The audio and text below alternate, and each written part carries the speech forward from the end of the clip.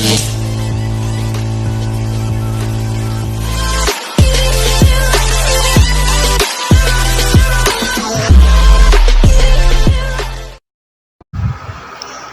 everyone, ipapakita ko lang ang aming lugar para makita nyo kung gaano kaganda sa aming lugar. Ito pala yung school namin guys. Dati dito ako nag-aaral. Nakalimutan ko na kung anong taon yun, basta malaki na ako. Kaya ito na yung mga school namin. Tsaka ang ganda ng bukid kasi maraming fog. O diba? Yung mga stage namin ang ganda na. Dati pangit yan, ngayon may design na. O diba? Tsaka dito sa amin guys, sobrang fresh na fresh ang hangin. Kahit wala kang aircon, at least may hangin na organic. Diba? Ang ganda.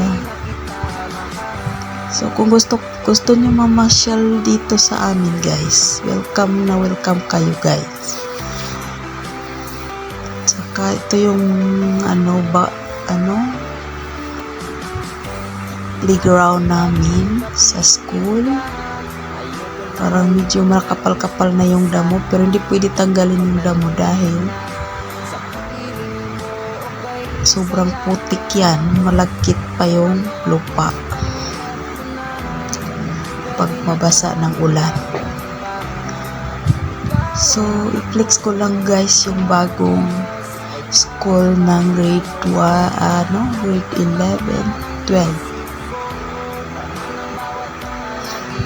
Nasa baba guys. So ayan, bagong yan guys, bagong tayo ng school. Di pa yan tapos guys. Tsaka ang ganda ng ng bukid, daming fog. Di ba ganyan kaganda sa lugar namin guys. Tsaka yung mga tubig dito sobrang organic, galing pa sa pinakatuktok ng bundok. Diba? Yan pala ang simbahan namin guys.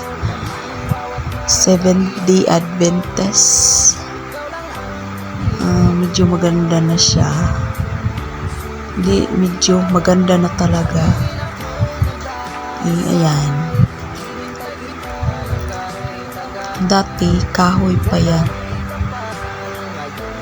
Saka di pa yan ganyan. Alam nyo ba yung tabla? Ewan ko kung ano sa Tagalog yung tabla. Yan ang dingding ng simbahan namin guys. Saka ang ganda ng playground ng school namin. Bago lang to guys eh. Dati yung pangit-pangit dati nito. Ayan, mga bata dito naghahabulan na. Hindi ba guys? Ang ganda. Kung gusto nyo nga mamasyal dito, welcome na welcome po kayo sa aming lugar guys. Diba ang ganda ng church namin? Concrete na. Dati hindi yan concrete. Kahoy lang talaga yan. Yung mga bahay namin simple lang, mga lang talaga. Mga dingding ay tabla lang po.